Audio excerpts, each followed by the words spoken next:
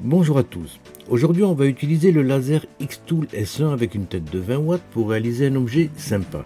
Les matériaux nécessaires sont très simples, une plaque de contreplaqué de 3 mm ainsi que des feuilles de feutrine de couleurs différentes. Ça va nous permettre de réaliser cette boîte d'éveil avec une finition identique à celle du commerce et vous allez voir, c'est très simple.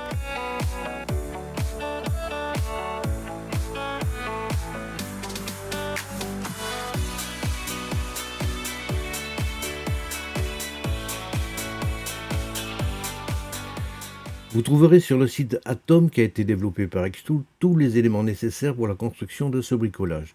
L'intérêt de ce système, c'est que si vous avez une Xtool, l'appui sur un seul bouton vous permet d'importer directement les fichiers dans Xtool Studio. Pour ceux qui n'ont pas de machine Xtool, vous avez également un autre fichier qui vous permettra de traiter et de réaliser l'objet. Vous avez également le mode d'emploi détaillé étape par étape directement sur le dossier.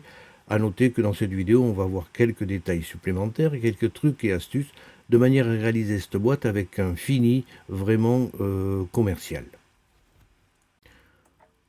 On va voir quelques spécificités de la Xtool S1, en particulier le test d'encadrement sur une plaque de contreplaqué de format A3. Ça vous permet de voir si le travail se fera sans empiéter sur les brides qui maintiennent celle-ci sur les côtés. On va commencer tout de suite par la gravure des images en respectant les préconisations de Xtool Studio. Mais sur ce bois, je trouve que le rendu est un petit peu fade. Donc on va renforcer un petit peu la gravure en mettant à 60% et 100 mm par seconde. Et là, effectivement, on a un rendu qui est beaucoup plus parlant. Bon, pour la gravure, c'est fini. Alors pour la découpe, on va encore prendre les préconisations de Xtool Studio, mais en deux passes par contre. En effet, tous les contreplaqués ne se ressemblent pas suivant la colle employée, et en deux passes, on est sûr que la plaque sera coupée. Et effectivement, la découpe s'est faite sans difficulté et sur toutes les pièces. Alors vous voyez qu'elles sont un petit peu complexes et qu'il vaut mieux assurer la découpe complète sur cette plaque. Voilà, on retire la partie qui ne nous intéresse pas et on se retrouve avec toutes les pièces qui ont été parfaitement découpées, les quatre côtés de la boîte. Ensuite on a le dessus de la boîte, la face inférieure. Alors il faut sortir les petits bouts qui sont un petit peu coincés là encore là, et enfin la face supérieure finale qui va venir se mettre sur le dessus.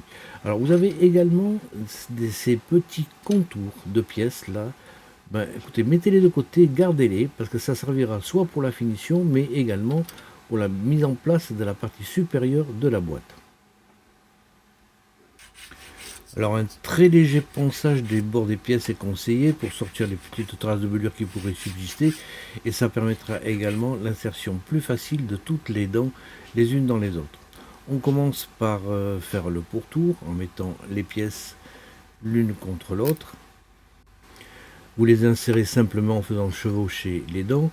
Vérifiez bien également que la pièce que vous insérez, celle-ci ne correspond pas. Les chevauchements des dents sont en effet spécifiques. Alors, mettez toutes les parties périphériques de manière à obtenir un carré. Comme ceci, voilà, on a fait le pourtour de la boîte. Vous avez ainsi les quatre côtés avec les illustrations, et sur la face arrière, vous avez un large orifice qui permettra de récupérer les pièces lorsqu'elles sont tombées au fond de la boîte. Vous mettez ensuite l'ensemble réalisé à l'envers pour pouvoir insérer la base que vous allez fixer au maillet. Vous mettez les tenons dans chaque ouverture et vous tapez suffisamment fort pour que ceci rentre complètement.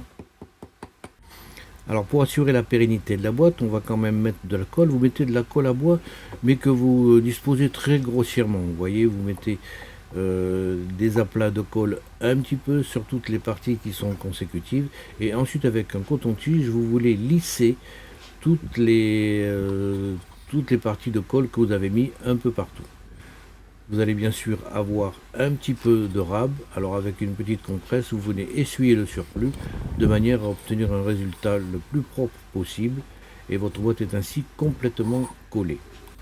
Alors il faut noter aussi que la colle à bois que vous voyez blanche ici, une fois sèche, est complètement transparente, ce qui fait que vous n'aurez pas visuellement trop d'endroits disgracieux. Ensuite, sur le dessus, on vient positionner la partie supérieure du coffret et vous venez également l'insérer avec un maillet sur tout le pourtour. Voilà, votre boîte commence à prendre forme. Vous avez donc une boîte qui est fermée sur tous les côtés. Et on va tout de suite mettre un petit peu de vernis brillant sur toutes les images. Alors j'avais déjà collé un peu de feutrine. Et vous essayez d'éviter le vernis sur la feutrine parce que ça la rigidifie. Donc on applique le vernis sur les images. Au niveau de la feutrine, j'avais fait une deuxième découpe de la feutrine, ce qui m'a permis de mettre également du vernis brillant sur cette face-là, sans abîmer la feutrine qui va rester sur le boîtier.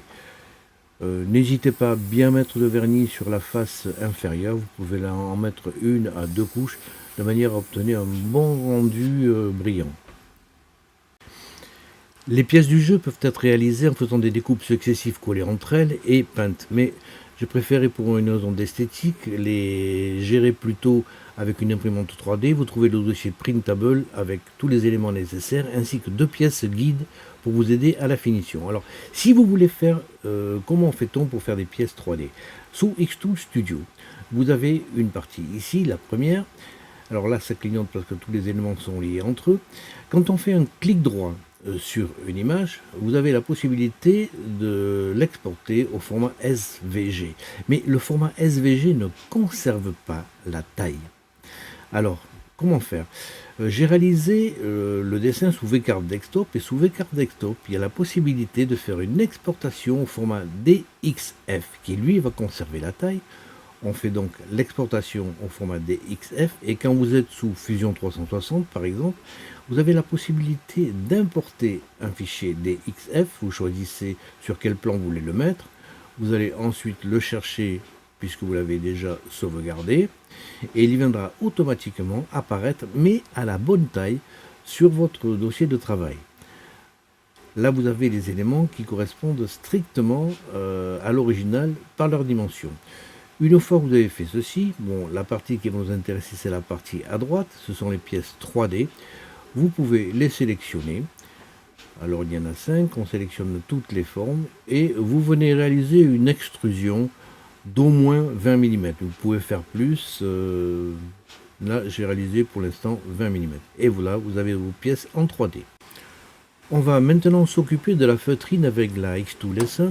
La feutrine, c'est un genre de tissu épais, mais qui risque de s'enflammer. Donc on va bien respecter les étapes pour que cela se passe sans problème. On commence par faire un focus automatique pour déterminer la hauteur de travail sur cette matière.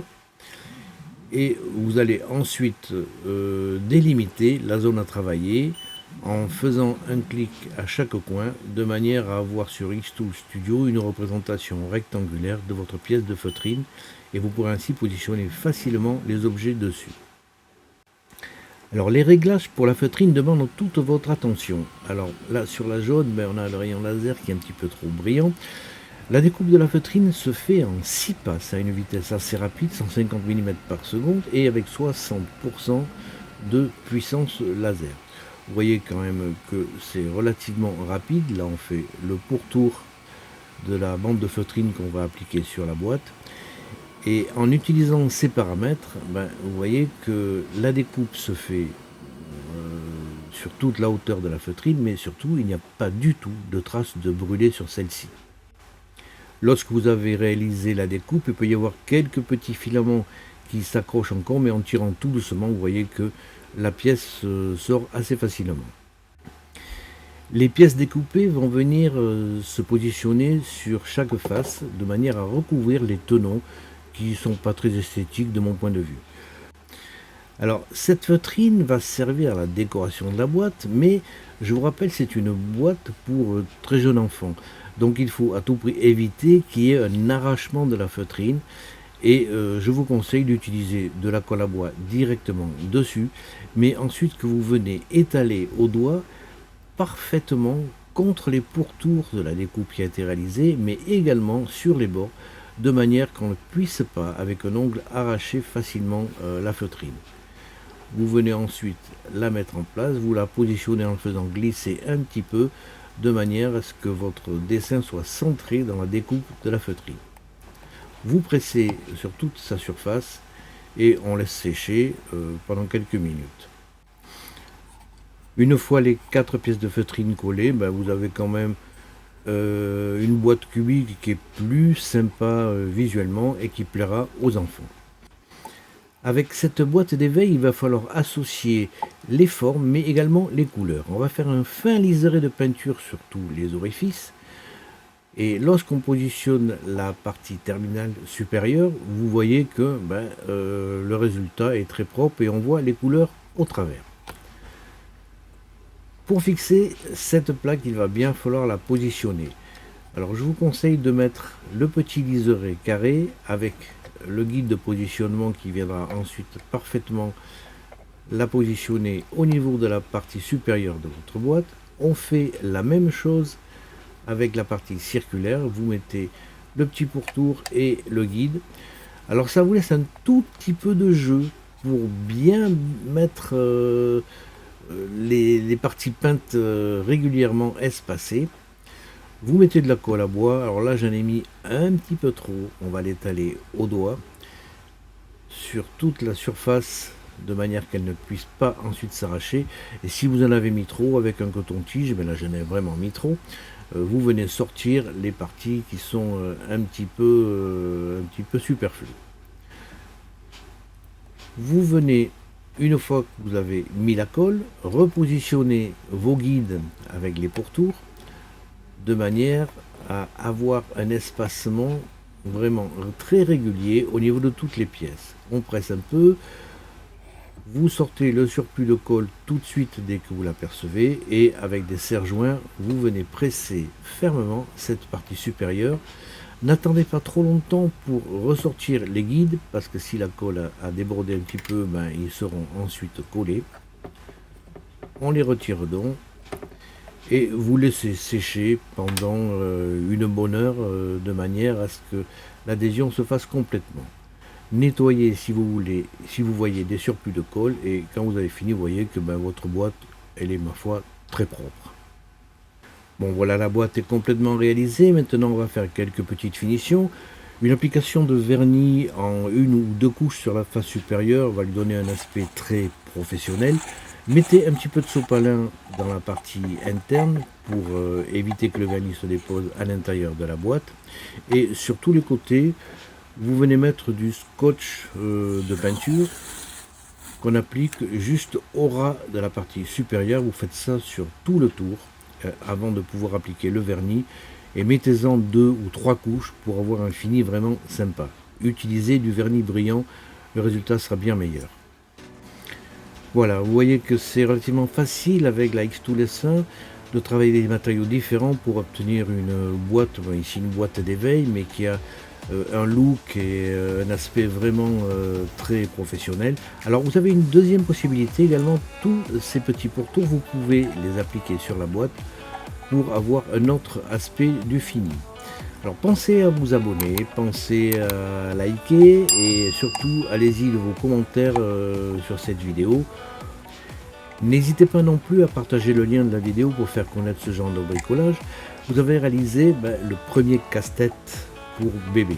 Alors je dois vous avertir que je suis fanat des casse-têtes, donc les bricolages c'est pas fini. Allez, à la prochaine.